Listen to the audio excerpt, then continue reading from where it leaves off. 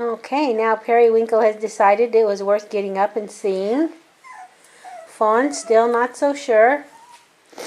Scratching, she thinks she's allergic to him. What's that?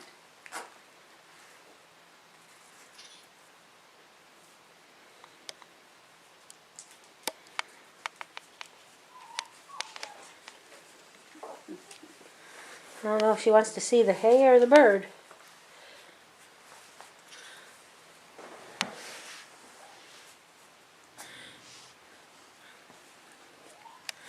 Come on. Oh, Periwinkle went over to where the toys are kept.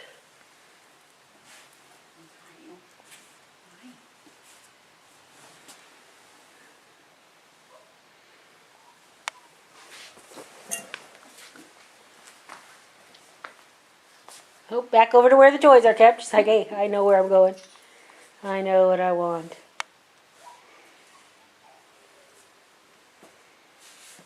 Come on, little hunt dogs. Come on, guys. Good.